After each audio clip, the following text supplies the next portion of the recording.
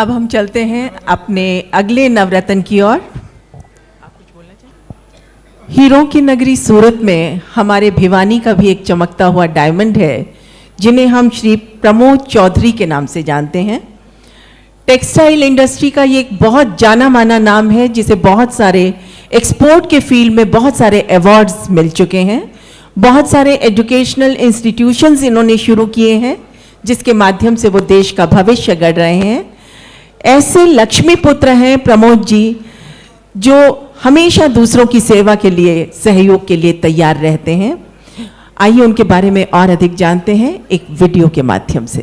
छोटे से गांव बहल भिवानी हरियाणा से उठकर सूरत के औद्योगिक परिदृश्य में एक पहचान बनाना आसान नहीं है, लेकिन जब इरादे मजबूत हों और समाज के लिए कुछ करने की भावना हो तो सफलता खुद रास्ता बना लेती है। ये कहानी है उद्योगपति, समाज सेवी और शिक्षा प्रेमी प्रमोद कुमार चौधरी जी की।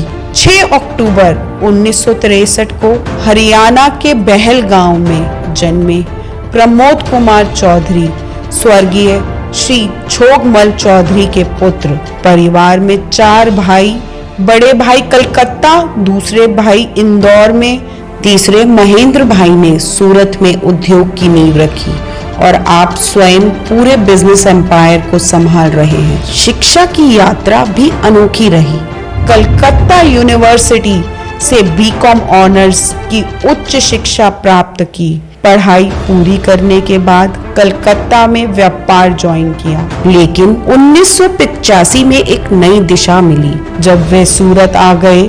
यहीं से शुरू हुआ उनके टेक्सटाइल एम्पायर का सफर। आज 38 साल का टेक्सटाइल इंडस्ट्री में अनुभव रखने वाले प्रमोद जी के पास इम्प्रेसिव बिजनेस पोर्टफोलियो है। इनके मुख्य व्यापारिक प्रतिष्ठान है प्रतिभा फैब्रिक लिमिटेड के chairman and managing director, Noble Tex Industries, Spectrum Dyes and Chemicals, Anubha Industries, Cotex. उनकी मेहनत और दृष्टिकोण ने उन्हें कई राष्ट्रीय स्तर के पुरस्कार दिलाए। 1994-95 में लघु उद्योग में निर्यात रत्न स्वर्ण पदक, 1997 और 98 माननीय प्रधानमंत्री अटल बिहारी वाजपेयी जी से उच्चतम निर्यात पुरस्कार, south Gujarat textile exporters association में chairman, Gujarat state table tennis association के प्रेसिडेंट। व्यापारिक सफलता के साथ साथ शिक्षा और समाज सेवा में अतुल्य योगदान। हरियाणा के बहल में BRCM public school, engineering college, महिला कॉलेज और कई शैक्षणिक संस्थानों की स्थापना में उनका योगदान है। साथ ही सूरत में कैंसर पीड़ित की मदद के लिए अस्पतालों से जुड़कर सहयोग करते हैं। प्रमोद जी का मिशन और विजन है बेटी बचाओ, बेटी पढ़ाओ और एक राष्ट्र एक चुनाव के समर्थक। आज हरियाणा के बहल गांव से निकले सूरत के टेक्सटाइल इंडस्ट्री में अपनी पहचान बनाने वाले प्रमोद कुमार चौधरी जी का जीवन एक प्रेरणा है, जो सिखाता है कि कैसे व्यापारिक सफलता के साथ साथ समाज सेवा और शिक्षा के क्षेत्र में योगदान देकर एक कंप्लीट पर्सनालिटी बना जा सकता है। यही है असली उद्यमिता, जहां व्यापार भी हो और समाज सेवा भी। आज भिवानी परिवार मैत्री संघ को श्री प्रमोद कुमार चौधरी जी को नवरत्न अवार्ड देते हुए गर्व महसूस हो रहा है। तो आइए तालियों के साथ स्वागत करते हैं श्री प्रमोद कुमार चौधरी जी का। जय भिवानी, जय हरियाणा, जय हिंद। अपनी व्यस्तताओं के चलते श्री प्रमोद जी चौधरी हमारे बीच उपस्थित नहीं हो सके हैं, लेकिन उनके प्रतिनिधि के रूप में हमारे बीच में उपस्थित हैं श्री करुणेश चतुर्वेदी। तो जोरदार तालियों के साथ हम स्वागत करते हैं श्री करुणेश जी चतुर्वेदी का, और उनसे मुलाकात के लिए, उनसे बातचीत के लिए मैं आमंत्रित करती हूं आशीष जी अग्रवाल को।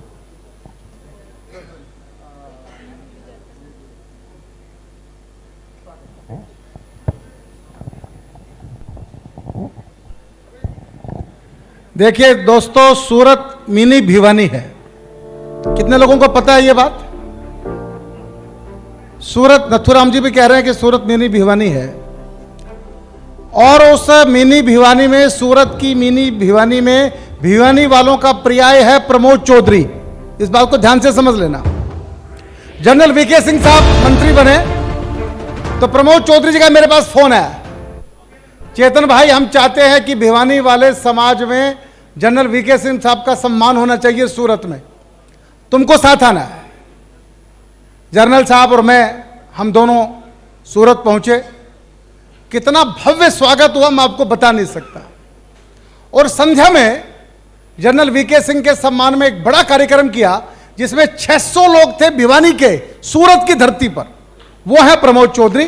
सर, कहते हैं सफलता के लिए दो ही चीज़ें ज़रूरी हैं, एक तो सपना देखने की हिम्मत और उसे पूरा करने का जुनून, और प्रमोद चौधरी जी ऐसे ही जुनूनियत वाले इंसान हैं। सबसे पहले मैं जानना चाहूँगा कि आप उनके बारे में अगर कुछ कहना चाहें। आशीष जी, मैं इस परिवार के संग 1993 से जुड़ा था। मेरा जन्म कलकत्ते का है, और सज्जन बाबू जी भी बता रहे थे, हरिकिशन चौधरी जी के संग मैं वहाँ जुड़ा। तत्पश्चात में सूरत आया।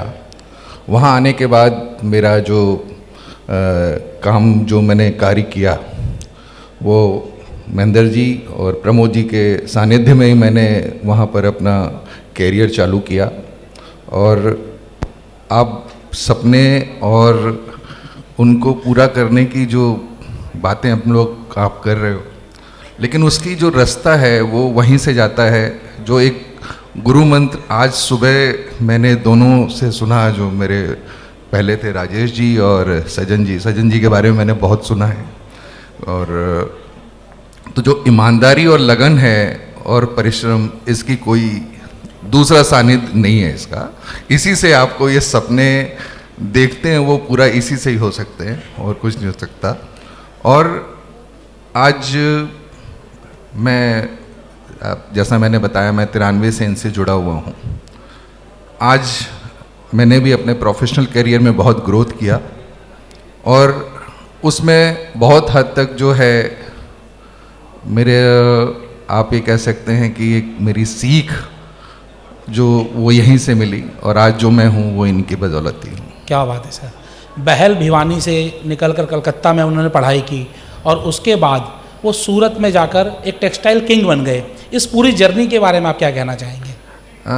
जैसा मैं जानता हूँ, ये परिवार सन 85 में कलकत्ता से सूरत आए। एक छोटा सा प्रोसेसिंग हाउस चालू किया था 85 में।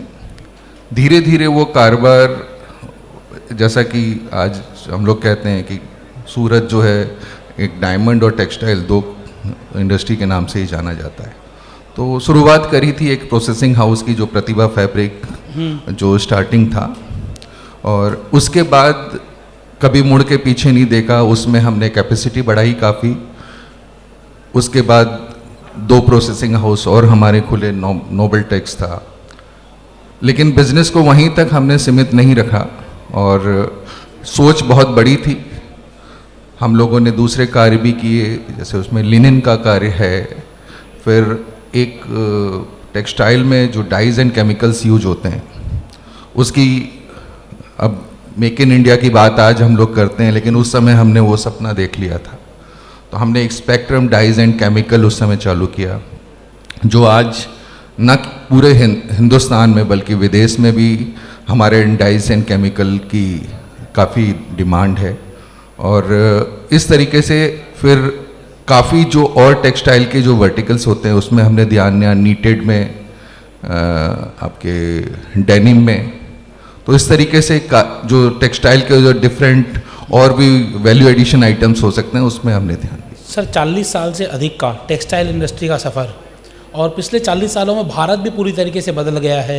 डिजिटलाइजेशन आ गया है, मशीनों में क्रांति आ गई हैं। तो आप लोगों को टेक्सटाइल इंडस्ट्री में किस तरीके के चैलेंजेस का सामना करना पड़ा? देखिए, ये जो वस्तु है वो एक कॉमन व्यक्ति की वस्तु है, जो पॉलिस्टर फैब्रिक जो सूरत जहाँ का गढ़ माना जाता है। तो पहले भारत सरकार में मंत्री होते थे श्री काशीराम जी, स्वर्गीय श्री काशीराम जी राणा। तो वो बोला करते थे कि आप जितने में आलू और प्याज नहीं बेच सकते, जब आलू प्याज के दाम बहुत ज़्यादा हो गए तो बोले मैं आपको एक साड़ी दे सकता हूँ उस दाम में। तो अगर आपका जो प्रोडक्ट है उसकी रीच आउट एक कॉमन से कॉमन मिनिमम आदमी तक, नीचे पायदान पे जो व्यक्ति है उसकी वो रिक्वायरमेंट है, और सूरत ऐसी जगह है जहाँ वो आपको एक न्यूनतम जो आप अगर बोले तो उस मूल्य पर वो वस्तु अवेलेबल है। तो इसमें क्या होता है कि आपकी डिमांड बहुत ज़्यादा है तो आपकी जो चैलेंजेस होती हैं वो अपने आप कम हो जाती हैं, क्योंकि टेक्सटाइल मशीनरी जैसे है, पहले ये होता था कि इंपोर्ट होती थी, आजकल डोमेस्टिक सब अवेलेबल है और कंपटीशन और टेक्नोलॉजिकली काफ़ी डेवलपमेंट प्रोडक्ट वो आपको मशीनरी अवेलेबल होती है। तो ऐसा कुछ नहीं है, चैलेंजेस आते रहते हैं, क्योंकि सूरत अब जो हम लोग प्रोसेस हाउस चलाते हैं तो ये काफ़ी पॉल्यूटिंग इंडस्ट्री मानी जाती है।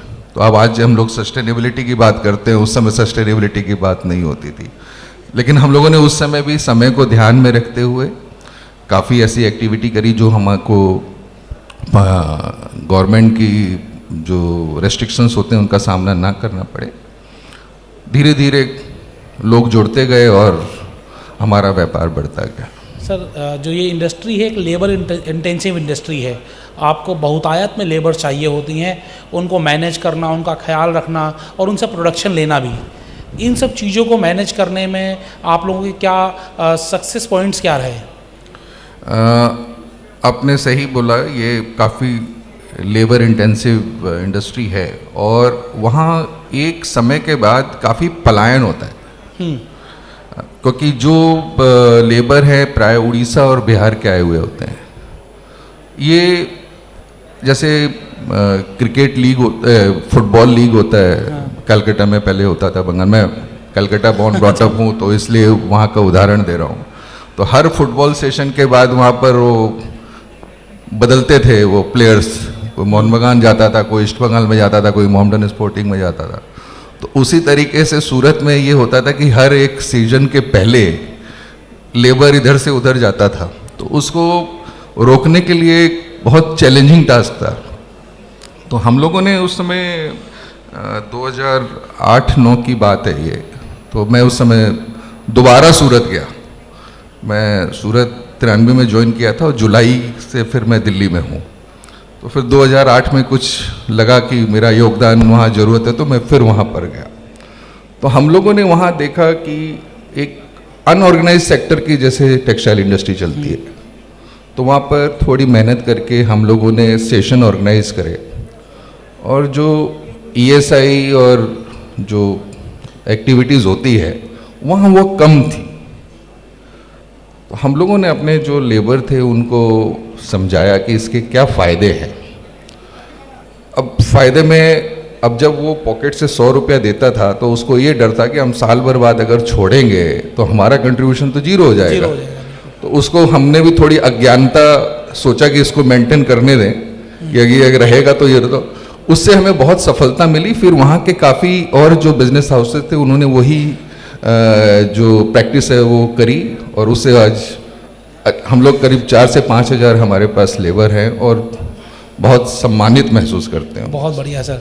आपको तत्कालीन प्रधानमंत्री अटल बिहारी वाजपेयी जी द्वारा प्रमोद चौधरी जी को निर्यात रत्न का अवार्ड भी मिला, तो उस अवार्ड मिलने से पहले और मिलने के बाद आपको पूरे बिजनेस में क्या चेंजेस आए? देखिए, अवार्ड एक जो होता है वो आपकी उपलब्धियों को साबित करता है कि हाँ आपने उपलब्धि साबित करी, लेकिन वो एक अंत नहीं होता है, वो जर्नी चालू रहती है। चाहे अवार्ड के पहले, अवार्ड जस्ट एक आपको उत्साह देता है। अब आज बड़े आपने सज्जन बाबूजी को सुना, क्या होता है कि अवार्ड आदमी को थकने नहीं देता है, महसूस कराता है कि आपने आज, अब पद्मश्री भी उनको मिल गया, लेकिन आज जो यहाँ वाला अवार्ड होता है वो एक, तो आज हम भी सम्मानित उनके ब्याह में मैंने लिया, लेकिन मैं महसूस कर रहा हूँ, सम्मानित महसूस कर रहा हूँ। बिल्कुल, हर एक मंच आपको नया जोश देता है। बिल्कुल जी सर। मल्टीपल काम में वो व्यस्त हैं और काम में व्यस्त होने के बावजूद भी वो अपनी जड़ें नहीं भूले। BRCM कॉलेज भिवानी, और भिवानी में बहुत अलग अलग तरीके के शैक्षणिक संस्थानों में वो सहयोग कर रहे हैं और चला भी रहे हैं। तो किस तरीके से सूरत और भिवानी का सामंजस्य पूरा बिठा पा रहे हैं सर? देखिए, आज मैं तो भिवानी से जुड़ा हुआ हूँ। बहुत से लोग, दीनदयाल जी बैठे हुए हैं, मेरे बहुत आदरणीय यहाँ पर भाई साहब बैठे हुए हैं। तो मैं जब 93 में जुड़ा और मैं लोगों के संग मिलना जुलना चालू किया, तो मैं आज उनके परिवार का एक सदस्य के रूप में वो मुझे मानते हैं और मैं भी हर चीज़ उनके बिहाफ में मैं कुछ भी बोल भी सकता हूँ। तो जब 93 में था तो हम लोग जब मिलते थे तो यही सामने आया कि कार्य क्षेत्र और जन्म क्षेत्र, आपका मतलब जो मातृभूमि और कार्य क्षेत्र, तो किसी को भी दोनों क्षेत्रों के लिए काम करना चाहिए। आप कार्य के लिए तो सभी कर दें, कार्य क्षेत्र के लिए। तो जब मैं 93 में, मैं सबसे पहले जुलाई में मैं दिल्ली आया था और सबसे बड़े जो हमारे चेयरमैन इमेरिटस हैं माननीय श्री हरिकृष्ण जी चौधरी, मैं उनके संग बहल जा रहा था पहली बार। तो हम लोग जब भी बहल जाते थे तो हमारा एक पड़ाव होता था भिवानी में, वो था श्री गौरीशंकर जी वहाँ रहते थे, तो हम लोग वहाँ जरूर जाते थे। और पहली बार भी मैं जा रहा था तो मुझे रास्ते में ब्रीफिंग बताया गया कि कहाँ जा रहे हैं। हाँ जी। तो वहाँ जो फिर मेरे जाने के बाद मुझे मालूम हुआ कि सन 87 से जो है वो BRCM की नींव रखी गई।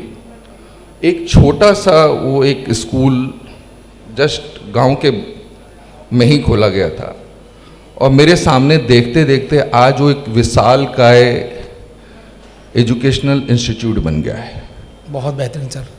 सर, आपसे आखिरी सवाल लेना चाहूँगा मैं भिवानी परिवार के सभी लोगों के लिए कि अपने काम को, अपने परिवार को और साथ साथ समाज के लिए वक्त कैसे निकालें? देखिए, जहाँ चाहा वहाँ रहा, ये सब पुरानी जो बातें हैं वो है। आज जो प्रतिभा ग्रुप जो काम कर रहा है, आप सूरत में या बहल में जहाँ भी आप देखो कि सूरत में उन्होंने काफ़ी आज अग्रवाल विकास ट्रस्ट है, फिर एक बहुत जैसे हेरिटेज में भी चौधरी परिवार इन्वॉल्व रहा, वैसे ही सूरत में इन्होंने एक ताप्ती वैली काफ़ी बड़ा एजुकेशन इंस्टीट्यूट है। तो सूरत के 10 या 11 परिवारों ने मिल के लिया और बहुत बड़ा एजुकेशन हब है। तो इस चीज़ों में शुरू से ये परिवार इन्वॉल्व रहा है, चाहे वनवासी कल्याण आश्रम वनवासी हो, मुझे आज पुरानी बातें सब याद आ गई, श्याम जी गुप्त वाली, मैं भी सब मिला हुआ हूँ क्योंकि मैं साथ में घूमता था। बेहतरीन। तो आज भिवानी के लोगों को प्रमोद चौधरी जी का जीवन दर्पण करवाया करुणेश चतुर्वेदी जी ने। आप उनकी जगह पर आकर उनको जीवंत किया, ये बहुत ही बेहतरीन आपने कार्य किया। प्रमोद चौधरी जी जो ना कि सिर्फ एक सक्सेसफुल बिजनेसमैन हैं, एक सक्सेसफुल फैमिली मैन हैं, और साथ ही साथ वो समाज के लिए और खेलों के लिए हर चीज़ के लिए प्रतिबद्ध रहते हैं। उनके लिए बस इतना ही कहा जा सकता है, हर इंसान अपनी मेहनत से सफल हो सकता है, लेकिन महान वही है जो सफलता के साथ साथ समाज को भी लेकर चले और समाज को भी सफल बनाए। सर, उनके लिए कुछ अगर पंक्ति आप कहना चाहें। मैं आपके जैसे शायराना अंदाज में तो नहीं बोल सकता, लेकिन ये जरूर कहूँगा कि हाँ, जो आज व्यक्तित्व है उसको सही मंच पर आप लोगों ने उनकी एक्सेप्टेंस दी है, और मैं तो इंडोर्स ही कर सकता हूँ आप लोग के बिहाफ में क्योंकि उनके तरफ से हूँ। लेकिन ये बोलूँगा कि भिवानी में तो मैं आपको बता दूं, जब BRCM स्कूल बन रहा था तो मैं हर फोर्टनाइटली 2 या 3 दिन बहल में जाके बिताता था। तो मुझे जो इनके बारे में जो चीज़ें वो व्याख्यान में नहीं कर सकता इतना ज़्यादा, लेकिन हाँ, काफ़ी योगदान इन लोगों ने सोशल और हर फ्रंट पे किया है। बहुत बहुत धन्यवाद सर आपका, आपने समय दिया उसका। बहुत बहुत धन्यवाद श्री करुणेश जी चतुर्वेदी का। और प्रमोद जी के बिहाफ पर सम्मान को ग्रहण करेंगे श्री करुणेश जी चतुर्वेदी। मैं आमंत्रित करती हूँ राजेश जी, पवन जी और दिनेश जी को कि वो सम्मानित करें करुणेश जी चतुर्वेदी को।